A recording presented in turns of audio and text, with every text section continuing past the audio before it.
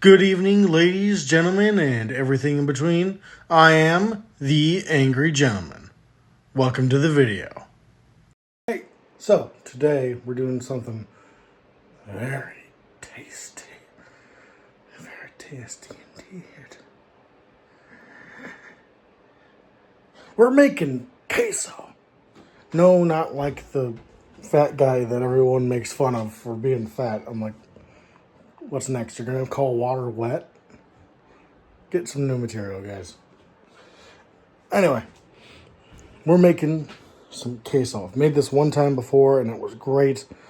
If with the quantity that I make, you could use it for parties. Otherwise, it could be a good snack here and there over the course of like a month. So let's get right into it. First off, you want about 1.5 pounds, 2 pounds of taco meat. You can spice it whatever way you want. And then you want 1 block of Velveeta cheese and two of the smaller blocks of the, what brand was that?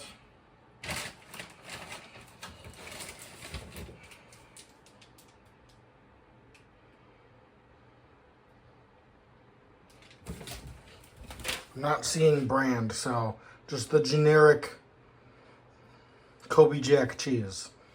You want 2 of the smaller ones. They should be about half the size, anywhere from half to a third of the size of the actual Velveeta cheese, respectively. Together, they should be able to match about 2/3. So as you can see, you want to melt it. I'm making mine in the oven. Hopefully one day I'll get a chance to use my brother's smoker, because that'll take this thing to the next level. You want to put this thing in the oven at 350 for 10, 15, 20 minutes. Depends on how powerful your oven is. I probably going to have to put this in here for another 5 minutes. Then you take it out, you add the meat, then you put it back in for 10 minutes. Then you add 1 medium-sized container of Ortega mild taco sauce. That's pretty much it. I'll show you guys step by step. It has a nice like that. As you can see, once the cheese is soft enough, you'll want to mix it together till it's a unified color. Now, you can mix and match whatever cheese you want, but the Kobe Jack helps add a bit of spice without making it too hot. It's more of a controlled thing. The flavor adds a bit of spice and mixes with the Velveeta very nicely. Whereas like the Velveeta mixes its flavor, it also makes up most of the body as a very soft cheese, keeping it nice and soft. So that way when you have to reheat it later, it doesn't take like 10 freaking minutes. I'm going to put this in for another 5 minutes. Then I'm going to add the meat. 10 minutes later, it's time to get saucy. As you can see, I put my meat in the cheese. Now it's back in the oven for 10 minutes. You can't see it, but I am indeed flipping you off.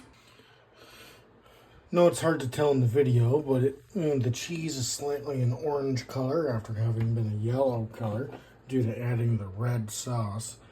Yes, I added that whole thing into this, mixed it up nice and good. That's how you get the good shit. And, well, it's back into the oven for another 10-15 minutes. Then it'll be ready to serve. And then whatever's left, you can just pop the lid on that came with the tin and heat it up for a different day. I, for one, am probably going to have at least this color. Alright, and there you have it. The Angry Gentleman's perfect queso.